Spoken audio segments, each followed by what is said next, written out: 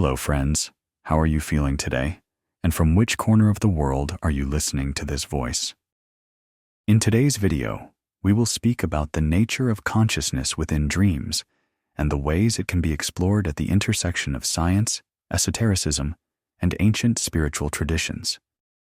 What if every night you leave behind the familiar self, and what remains is pure awareness, free from the body, free from the storyline, free from the ordinary boundaries?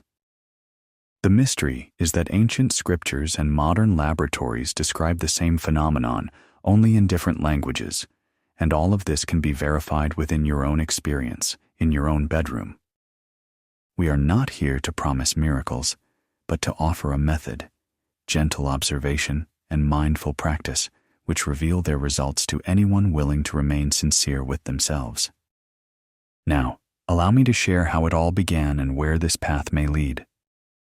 The body sinks into sleep, and it feels as though everything familiar dissolves.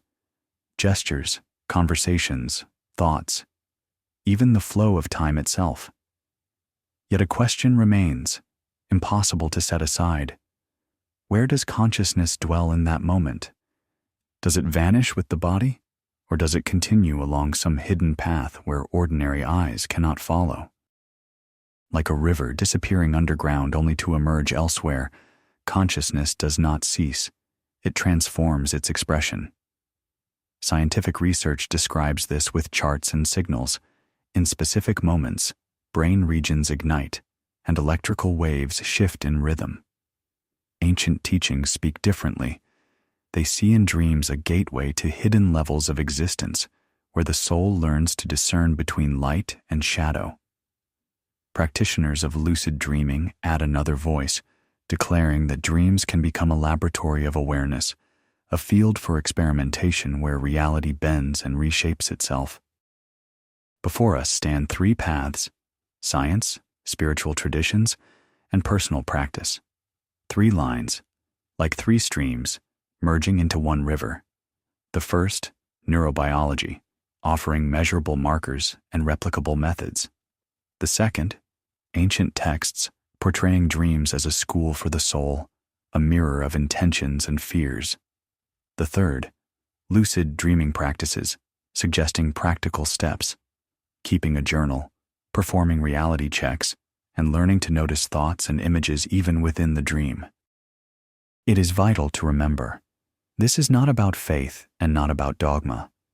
No authority must be worshipped here. Instead, you are invited to observe, not as a believer seeking confirmation, but as a researcher collecting evidence. Your nights become the laboratory, and your mornings the time for recording data. Let yourself adopt this perspective. Night is not mere rest, but the journey of the observer. With each attempt, you may feel more clearly that consciousness does not vanish. It only changes attire. It is like a traveler, shedding one cloak and donning another, to enter the world of dreams. And so, the first step is taken. 3 lines have been drawn, 3 perspectives, 3 keys to studying what happens at the very moment when the body rests. From here, we will walk each path, weaving together science, tradition, and practice. When the body descends into the night's darkness, the brain begins staging its own theater. It arranges the scenery, animates characters, sets the score of emotions, and spins the storyline. Neuroscience names these stages of sleep: slow wave, rapid eye movement, and transitional states. Each phase carries its own electrical rhythm, like melodies that can be tracked with instruments. In deep sleep, neurons form slow waves, as though vast ocean tides are carrying layers of memory, restoring and reshaping them. In rapid eye movement sleep, the cortex flashes with bursts of electrical signals, igniting vivid dreamscapes. Behind closed eyelids, the eyes dart as though following unseen images. All of this is measurable. Electrodes capture the oscillations, and monitors display the workings of the brain's nocturnal theater. Scientists describe hypnagogia, that shimmering state between wakefulness and sleep. It is like a river loosening from its banks, when thoughts flow freely without the grip of logic. Images appear fragile at first, but gradually draw attention inward. Thalamocortical loops, intricate circuits linking cortex and thalamus, coordinate the performance, sustaining the scenes and their movement. And yet, a rupture emerges.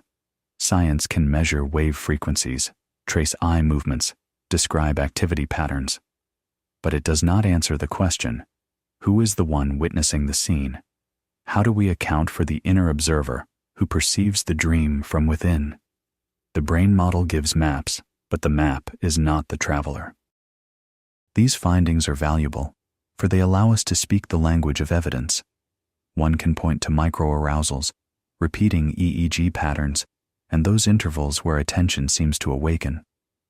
But science stops where the question of the witness begins, and it is this boundary that opens the way to other paths, traditions and practices that place awareness itself at the very center of experience. Try to sense this delicate distinction. The brain paints the scenery, but consciousness is not confined to scenery. It is the light shining upon the stage, making it visible. Without that light, dreamscapes would remain hidden designs of electrical impulses. In traditions of wisdom, dreams were never seen as empty or random. They were regarded as a space where consciousness is freed from matter and meets what is usually repressed during the day. The Upanishads teach that the dreamer encounters inner worlds shaped by their own deeds and thoughts.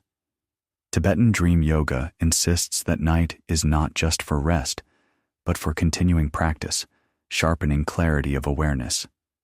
Sufi texts remind us, the dream is a mirror reflecting both intentions and shadows of the soul.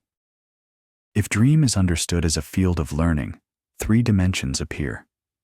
First, it is a meeting with one's shadow, the images and emotions that daylight avoids.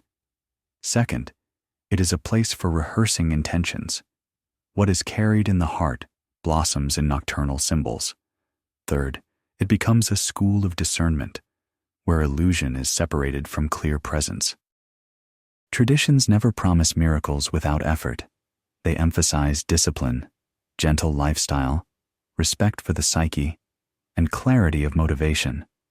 Without ethical grounding, experiments lose their stability. Ancient teachers always warned, care for body and mind must precede practice. Across cultures and eras, one can see striking similarities. Different teachings point to shared foundations: attention, memory, and discernment. Attention is the light that holds the image. Memory is the bridge between moments, allowing patterns to emerge. Discernment is the ability to notice that dream images are not ultimate reality, but reflections of inner states. Try to see your dreams not as chaos, but as a classroom where every scene carries a lesson. Then, even the strangest dreams become material for understanding oneself. Gradually, it becomes clear. The night continues the work of the day, only in another language, the language of symbols and archetypes. When speaking about awakening within dreams, it is essential to clarify. Lucid dreaming is not an exotic fantasy, nor an escape from reality. It is a metastate where one notices the dream itself while remaining within its storyline. The narrative continues, yet the observer realizes everything unfolding is not external reality, but the fabric of perception.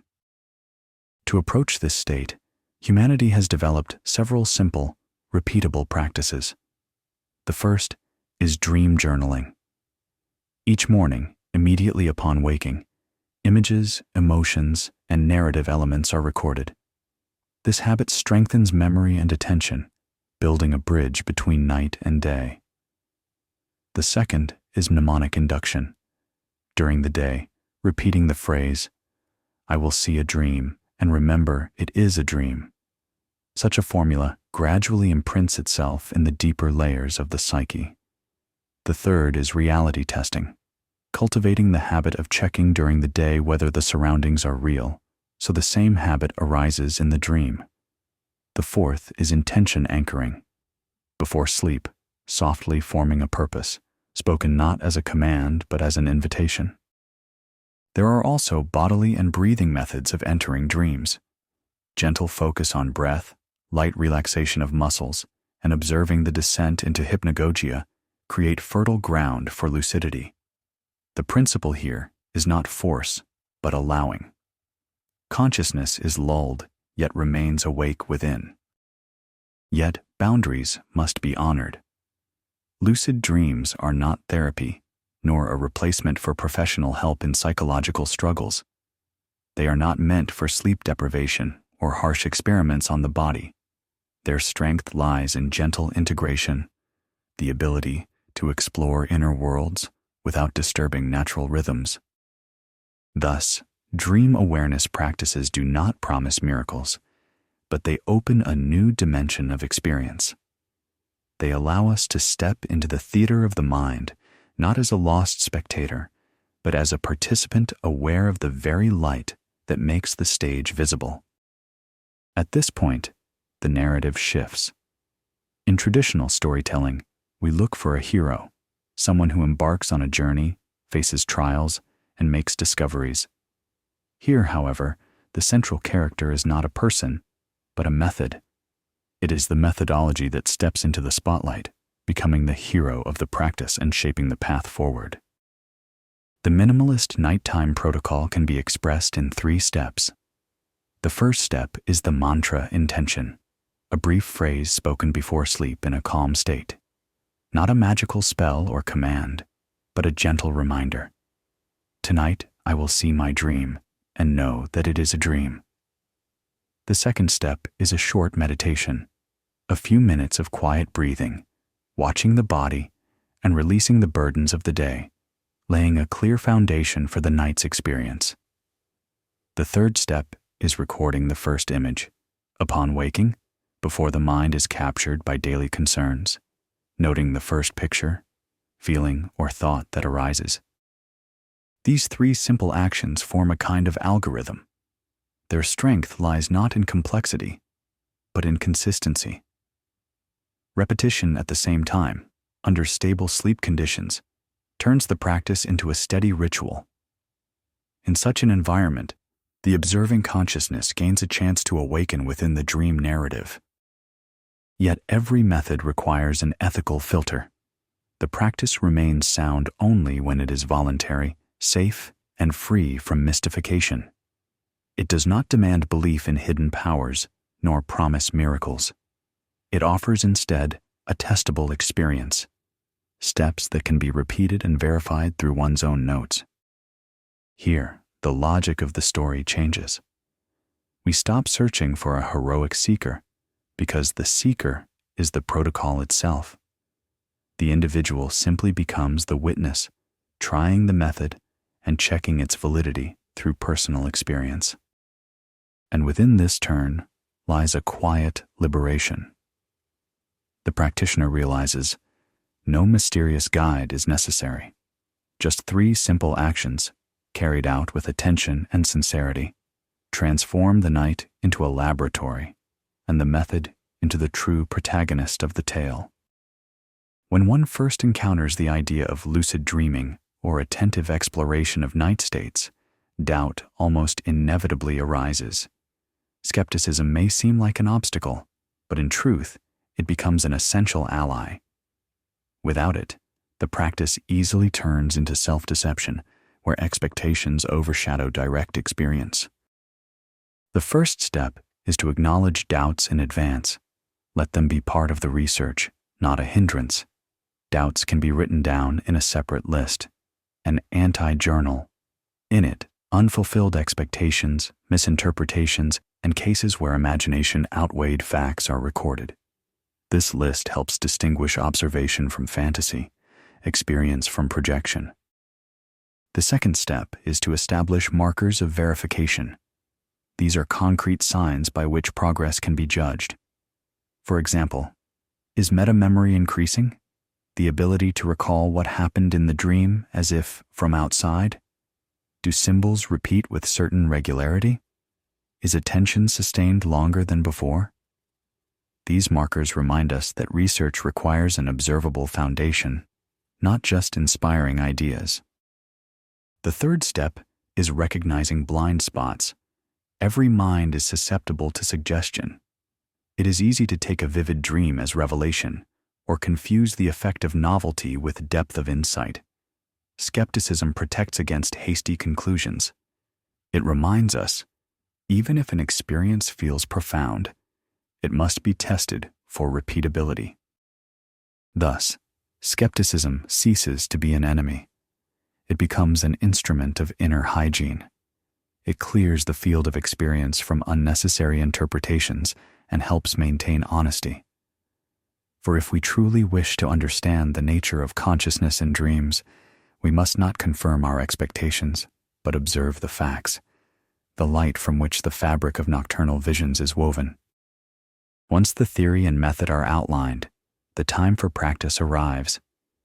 The first 2 weeks mark a gentle experiment where attention slowly adjusts to a new rhythm.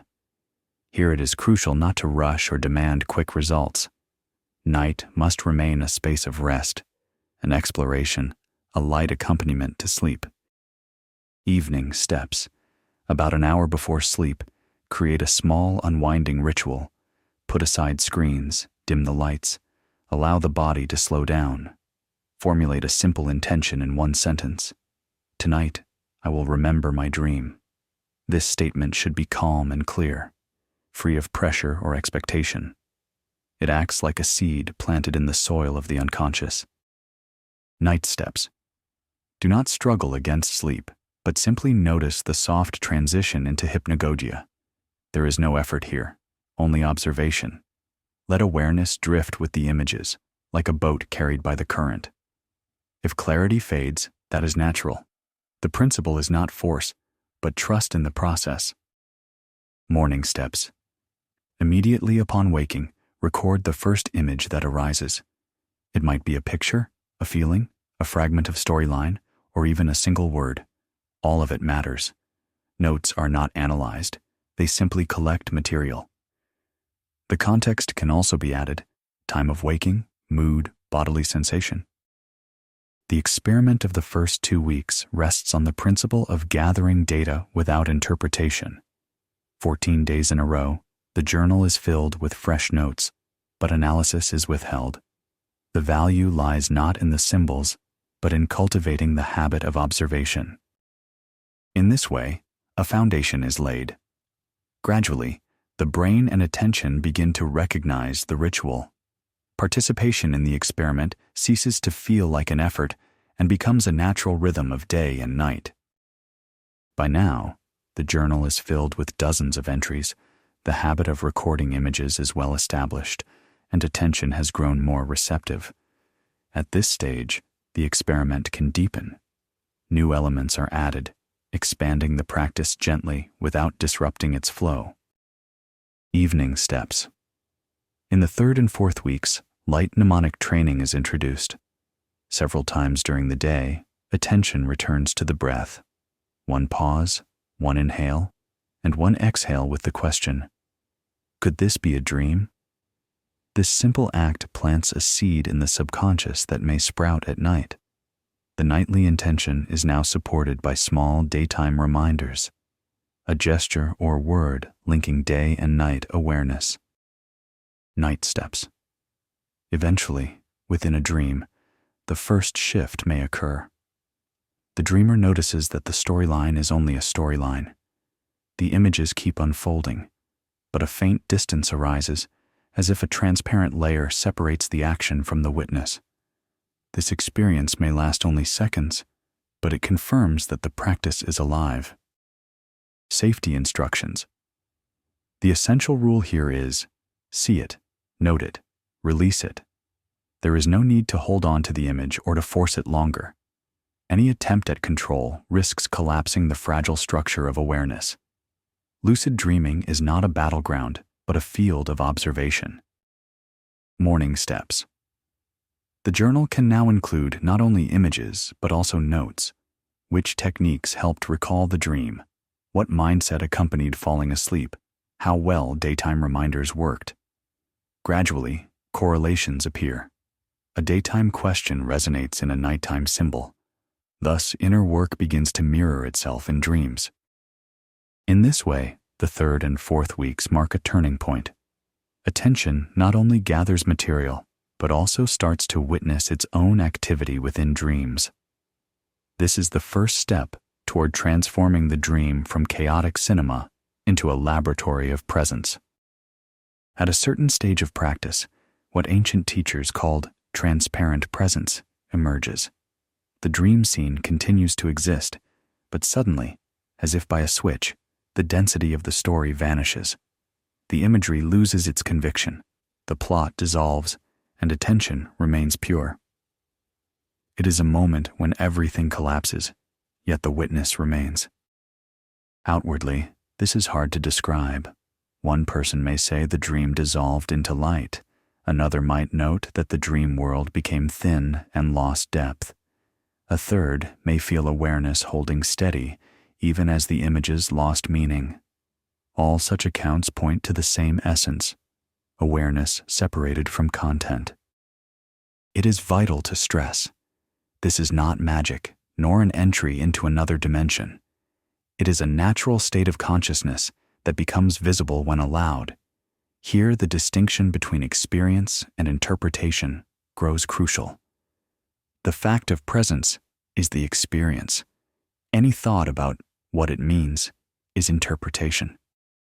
At this stage, the researcher can cross-check experience across 3 lines.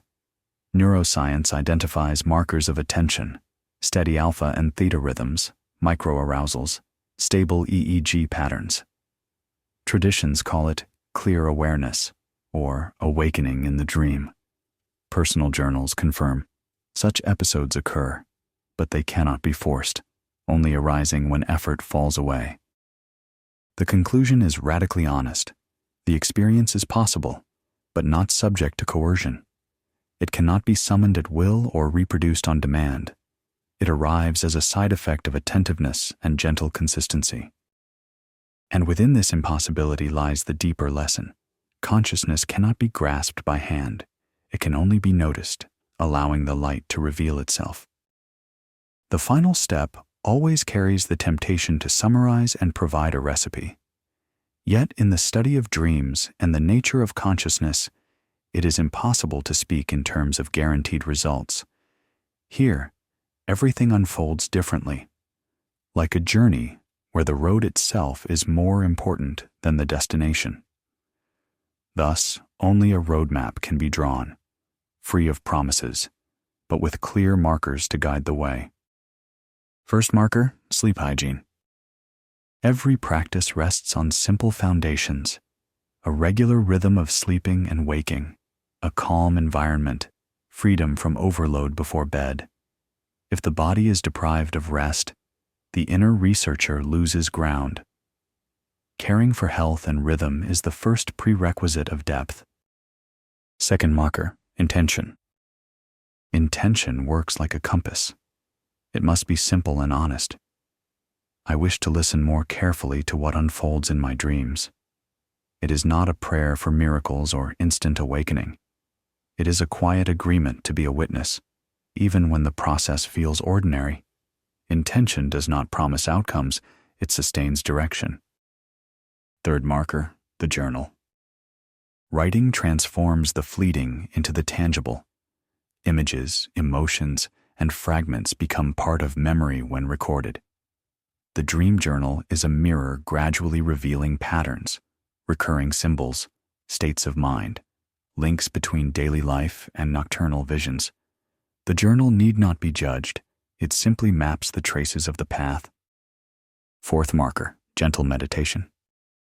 A few minutes of breathing or observation before sleep serve as a bridge between waking and dreaming. This practice cultivates stillness in the transition state. It requires no ascetic rigor, no elaborate mantra, only silence and inner consent. Fifth marker, reality checks. A daytime habit of questioning the reality of surroundings teaches the psyche to do the same at night. Looking at hands, rereading text, noticing the breath. simple acts that, when carried into a dream, reveal its fabric. Metrics of progress. To avoid illusions, 3 measures can be tracked.